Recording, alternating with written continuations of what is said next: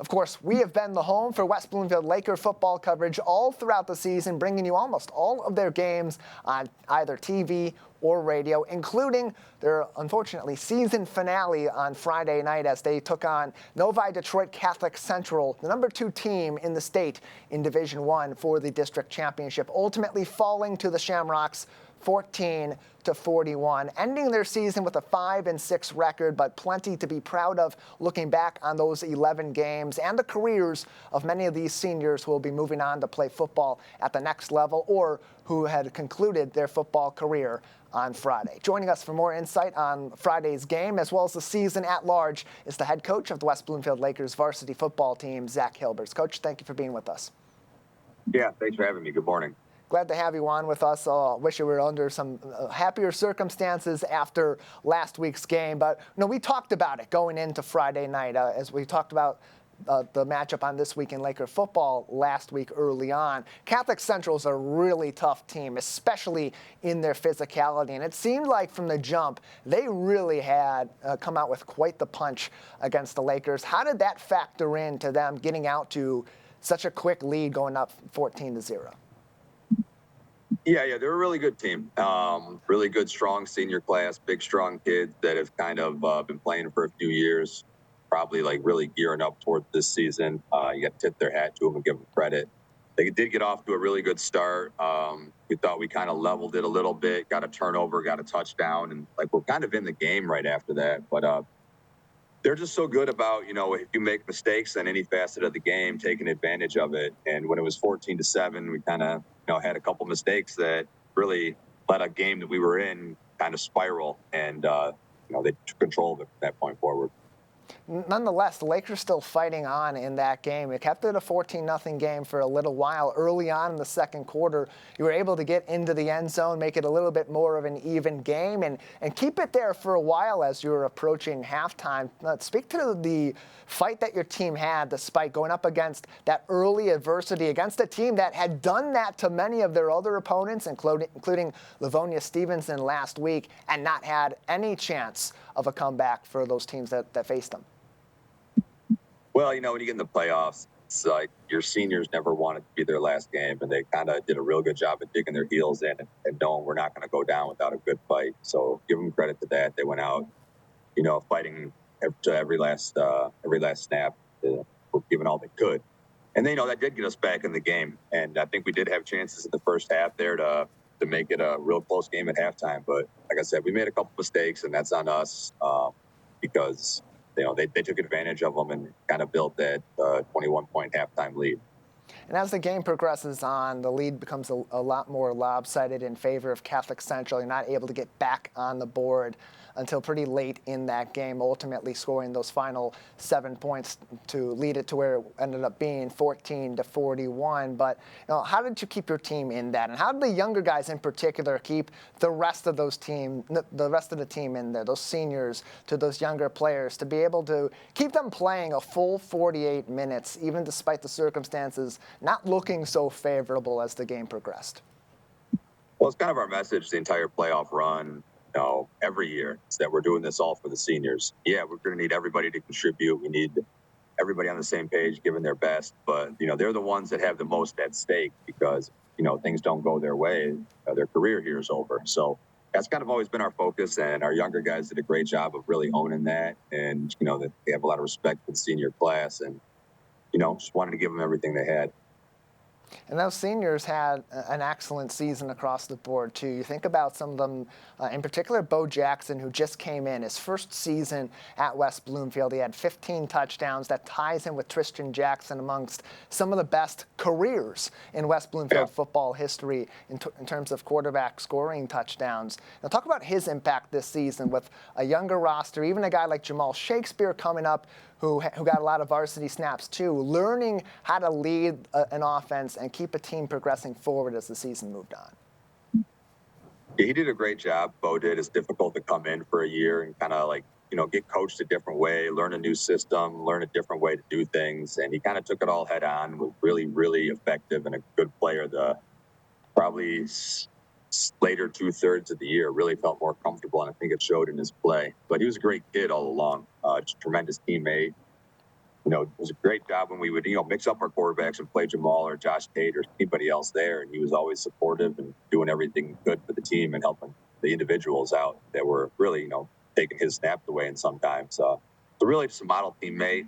And it really, I guess it shows his work ethic, and it kind of paid off for him. He had a great year.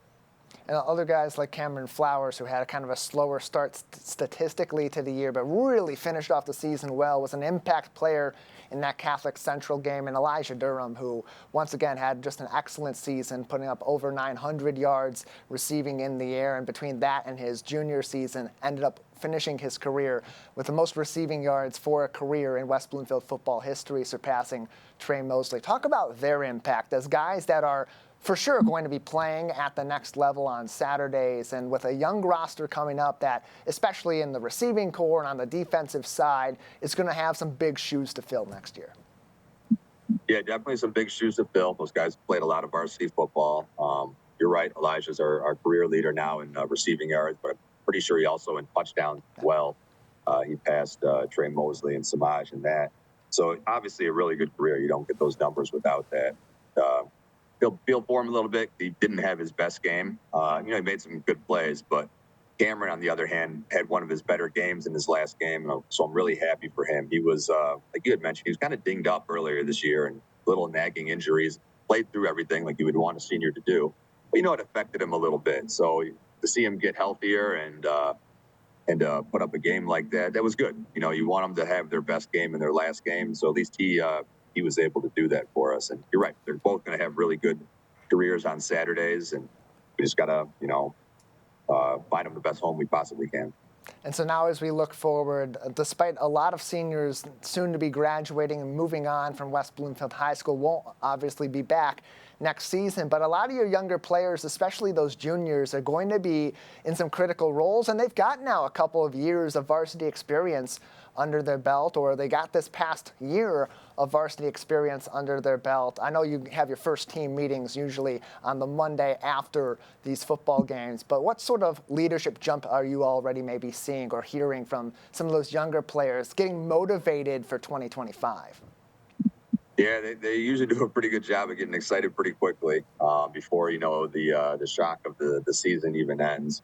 But yeah, some of the 26 class already wants to be with me this week. Start looking forward to next year. What can we do the same? What do we got to do better? And just try to set our goals right now because we want to have a better season, better outcomes than we had. And our seniors have been great so far too. Like Elijah told me.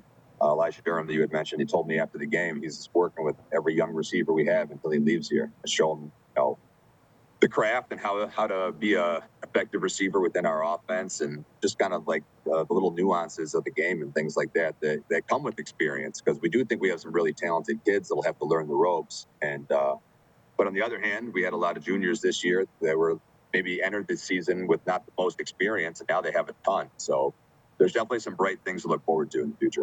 There's always that big jump between one season to the next, especially when you have that kind of experience under your belt. So it'll be very interesting to see the progress that those upperclassmen make as they head into their senior year and take on bigger roles. Coach Hilbers, Zach Hilbers, the head coach of the West Bloomfield High School varsity football team, as they concluded their season Friday in a district championship loss to Novi Detroit Catholic Central. As you reflect on these 11 games this season, what do you think is the ultimate story of your team in 2024, and what defined this particular class of Laker football players? Well, we definitely had a lot of ups and downs, which I guess was partially on us because we weren't consistent in some of our games. But life's like that in a lot of ways. It's not always going to be smooth sailing. It's not always going to be easy, and most times you learn the most through your mistakes, through your failures. So if we are better players and better people and more well-rounded and ready for the world life because of those adversities, despite not getting the results we wanted, there's a lot of benefits in that as well. So you have to really think of it that way, because we did a lot of things well. And, I told the guys after last season when we were play away from the state championship game, it's just so hard to get back to that point. Your focus is like, all right, we just need to make one more play this year. But just to even get back to that opportunity is so difficult. I think I think Dan Campbell mentioned that to the Lions after the loss to San Francisco last year in the NFC Championship game. It's hard to even get back here. You see, they're having a really good year, so I hopefully, they're back in that same situation. But it's just so hard to get back. So if nothing else, it should hopefully teach them to focus and really work towards every goal you have with the most effort you can possibly give. These players take a lot of lessons from each other all throughout the season, and even after those seniors graduate and move on to play at the collegiate level, and for many Lakers at the collegiate level, soon to be at the pros as well. Coach Hilbers, thank you so much for your time today, and as always, from all throughout the season. Yeah, thanks for having me. Appreciate it.